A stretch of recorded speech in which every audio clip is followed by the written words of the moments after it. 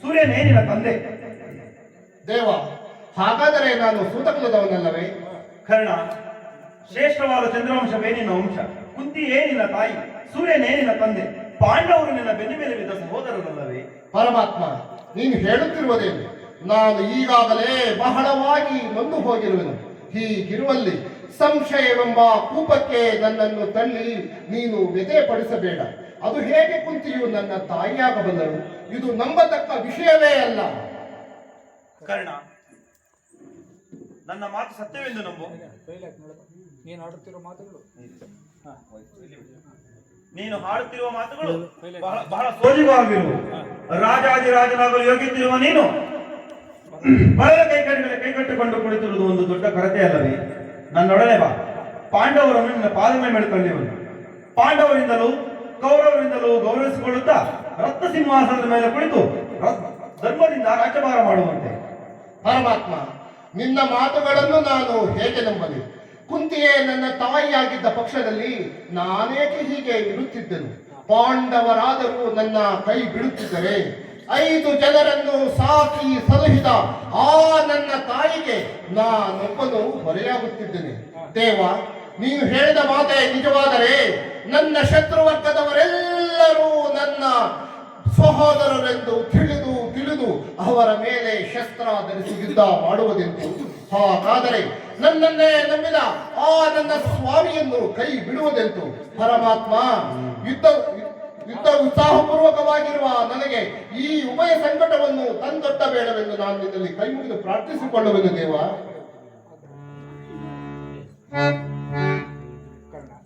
ಕರ್ಣ, ನನ್ನ ಮಾತು ಸತ್ಯವೆಂದು ನಂಬು.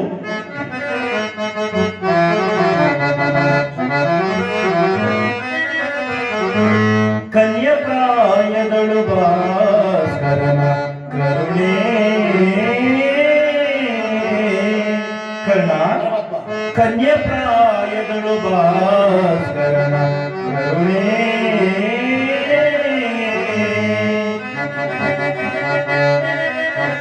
ನಿನ್ನ ಹೆತ ಪಡತಿ ಕುಂತಿ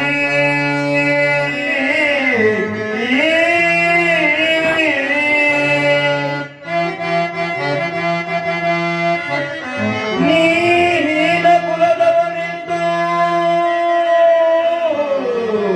ಸೂರ್ಯ ಸುಧಾ ಕ್ಷತ್ರಿಯನೇ ಧರ್ಮವ ತಿಳಿಯನಿ ಸಹೋದರರಂಗೂಡಿ ಮಾತೆಯ ಮನವೊಲಿಸೋ ಕರ್ಣ.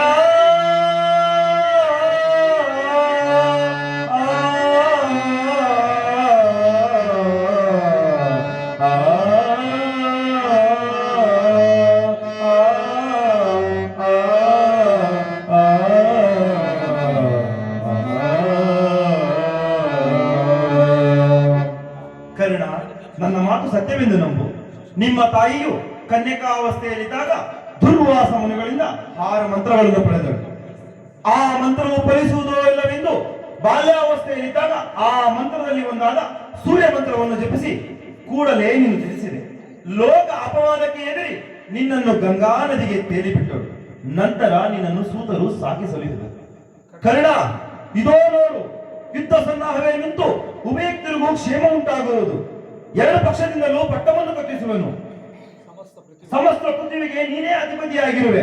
ಇಂತಹ ಸೌಭಾಗ್ಯವನ್ನು ಪಡೆಯುವುದನ್ನು ಬಿಟ್ಟು ಆ ದುರ್ಯೋಧನ ಕೈದುಂಬಲಕ್ಕಾಗಿ ಕೈ ಚಾಚಿಕೊಂಡು ಕುಳಿತಿರುವುದು ಉಚಿತವೇ? ಕರ್ಣ, ಯೋಚಿಸಿ ನೋಡು, ದುಡುಕಬೇಡ.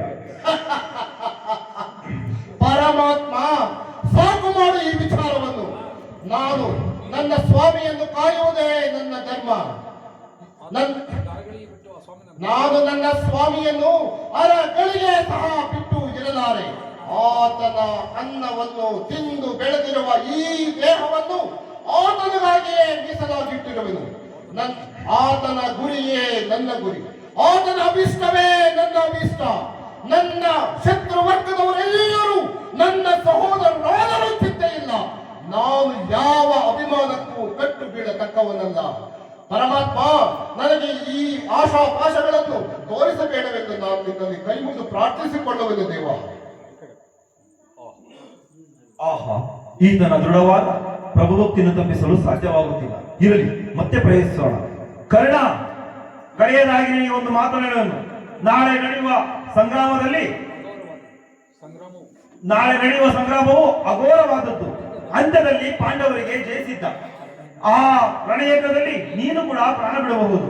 ನಿನ್ನ ಪ್ರಭುವಿನ ಸಮಸ್ತ ಸೈನ್ಯವು ರಣಮಾಳಿಗೆ ತುತ್ತಾಗುವುದರಲ್ಲಿ ಸಂಶಯವಿಲ್ಲ. ಕರ್ಣ, ದುಡುಕಬೇಡ, ಯೋಚಿಸಿ ನೋಡು.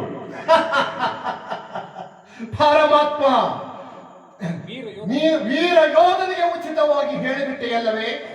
ನಿತ್ಯ ಎಲ್ಲವೂ ಕಾಪುರುಷನಿಗೆ ಸೇರಿದ್ದು. ಭವಿಷ್ಯತ್ ವಿಚಾರವೂ ಸಹ ಆತನ ಅಭಿಷ್ಟವಿದ್ದಂತೆ ಆಗಲಿ. ಬದುಕಿದರೂ ವೀರನಂತೆ ಬದುಕುವೆನು, ಸತ್ತರೂ ವೀರನಂತೆ ಸಾಯುವೆನು.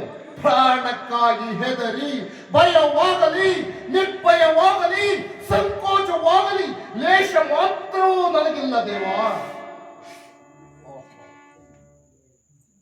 ಆಹಾ, ಈತನ ದೃಢವಾದ ಭಕ್ತಿಯನ್ನು ತಪ್ಪಿಸಲು ಸಾಧ್ಯವಾಗುತ್ತಿಲ್ಲ. ಇರಲಿ, ಈತನ ಎತ್ತ ತಾಯಿಯಾದ ಕುಂತಿದೇವರೇ ಹೇಳಿ ಎಳಿಸಿ ನೋಡೋಣ. ಪರಮಾತ್ಮ, ಹಾಗಾದರೆ ಅರ್ಜುನನು ನನ್ನನ್ನು ನೋಡಿದಾಗಲೆಲ್ಲ ಹೀನ ಕುಲದವನೆಂದು, ಸೂತ ಕುಲದವನೆಂದು ಆಡಿಕೊಳ್ಳುತ್ತಿರುವನು. ಹಾಗಾದರೆ ಅವನು ನಾನು ಇಂತಹವನೆಂದು ಅವನಿಗೆ ಏಕೆ ತಿಳಿಯದು ಪರಮಾತ್ಮ? ತಿಳಿಯದು ಕರ್ಣ, ತಿಳಿಯದು. ನಿನ್ನ ಹೆತ್ತ ತಾಯದ ಕುಂತಿದೇವಿಗೂ ತಿಳಿಯದು. ಆಕೆಯು ನಿನ್ನನ್ನು ನೋಡಿದಾಗಲೆಲ್ಲ ಕೃಷ್ಣ, ಈತನು ಯಾರು? ಈತನು ಕರ್ಣನ ನೋಡಿದರೆ ಏನೋ ಒಂಥರ ಮುರುಕು ಉಂಟಾಗುವುದೆಂದು ಪದೇ ಪದೇ ನನ್ನನ್ನು ಕೇಳುತ್ತಿದ್ದಳು. ಇದುವರೆಗೂ ನಿನ್ನ ವಿಚಾರವನ್ನು ಆಕೆಗೆ ತಿಳಿಸಿರಲಿಲ್ಲ. ಈಗ ತಾನೇ ನಿನ್ನ ತಾಯಿಗೆ ಆ ವಿಚಾರವನ್ನು ತಿಳಿಸಿ ಬಂದಿರುವೆನು. ಆಕೆಯು ನಿನ್ನನ್ನು ನೋಡಲು ಬಹಳ ಸಂತೋಷದಿಂದ ಬರುತ್ತಿರುವಳು. ಆಕೆಯ ಮನಸ್ಸು ನೋಯಿಸಬೇಡ. ಆಕೆಯ ಇಚ್ಛಾನುಸಾರ ನಡೆಸಿಕೊ. ನಾನಿನ್ನು ಹೋಗಿ ಬರಲೇ? ಆಗಬಹುದು ಪರಮಾತ್ಮ, ತಾವು ಹೋಗಿ ಬನ್ನಿ.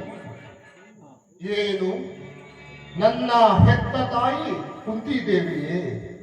ಪಾಂಡವರು ನನ್ನ ಬೆನ್ನಿಗೆ ಬಿದ್ದ ಸಹೋದರರೇ? ಸೂತರು ನನ್ನನ್ನು ಗಂಗಾ ನದಿಯಲ್ಲಿ ಸಿಕ್ಕಿದೆ ಎಂದು ಹೇಳುತ್ತಿರುವರು.